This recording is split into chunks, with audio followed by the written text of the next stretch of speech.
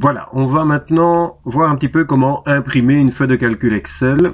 Alors, le principe au départ, c'est comme pour Word. Pour imprimer, on va sur l'onglet Fichier, la commande Imprimer, et on a à disposition une boîte de dialogue assez similaire à celle de Word. Donc le principe que vous connaissez, on choisit l'imprimante, on détermine le nombre de copies, et on lance l'impression.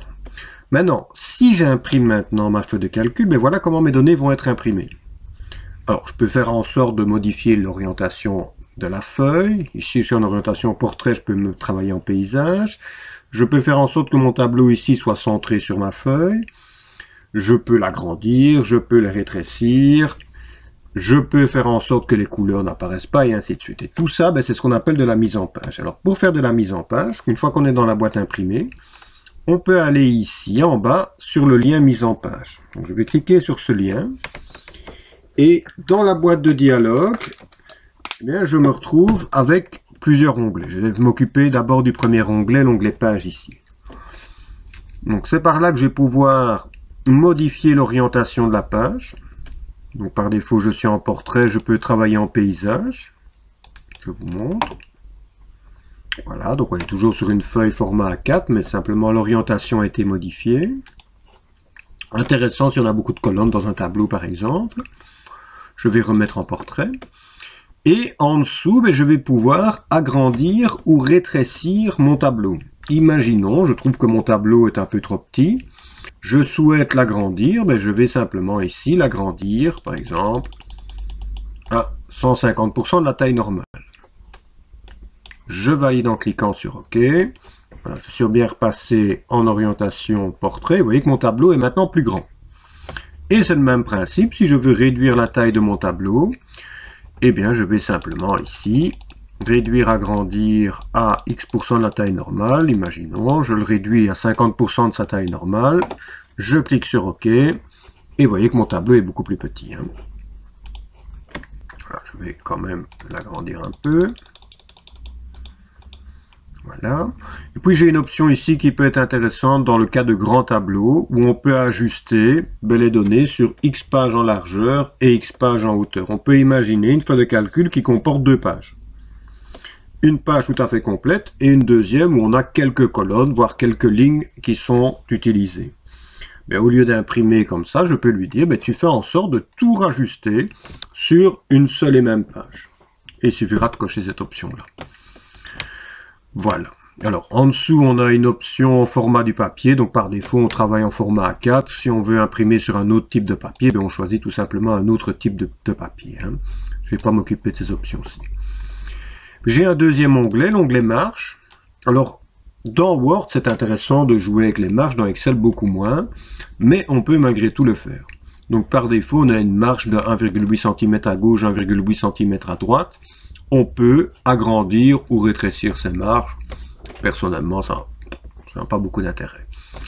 Par contre, ce qui est intéressant, c'est ici, centré sur la page. Mais je peux faire en sorte que mon tableau se trouve centré horizontalement et verticalement sur ma feuille. Il suffit que je coche ces deux petites options, horizontalement, verticalement. Je vous montre, je clique sur OK.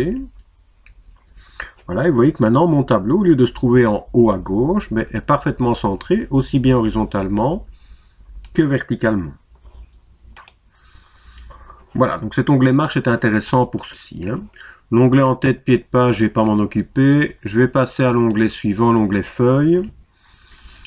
Alors, l'onglet feuille, par défaut, je vais déjà montrer ça dans une vidéo précédente, le quadrillage ne s'imprime pas. Mais si on veut imprimer le quadrillage, on coche la petite case quadrillage. Alors, en noir et blanc, noir et blanc, ça veut dire qu'il va enlever tout simplement toutes les couleurs. Voilà. Je reprends. Qualité brouillon. Qualité brouillon, ça peut être intéressant, ça veut dire qu'il va effacer tous les formats. Donc, toutes les mises en forme particulières, toutes les bordures, toutes les couleurs, etc. Il efface tout, on garde juste les données brutes. Et ça me permet simplement, lorsque j'imprimerai, de ne pas dépenser inutilement de l'encre, si c'est juste pour avoir rapidement un aperçu des données sous forme de papier. En tête de ligne et de colonne, ça peut être intéressant. Je vais vous montrer. Voilà, il va simplement m'afficher au-dessus les lettres correspondant aux colonnes et à gauche les chiffres correspondant aux lignes. Voilà. Alors, qu'est-ce qu'on a encore comme option? Oui, ordre des pages. Lorsqu'on a plusieurs pages, on peut choisir l'ordre d'impression. Alors, au final, on imprime exactement la même chose. C'est juste la façon dont les feuilles vont sortir. Les comments, on n'a pas vu.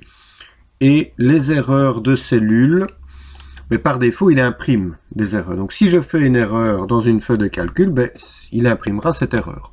Si je ne veux pas que cette erreur soit imprimée, je prends vide. Maintenant, évidemment, l'idéal, c'est de ne pas avoir d'erreur dans la feuille de calcul. Hein.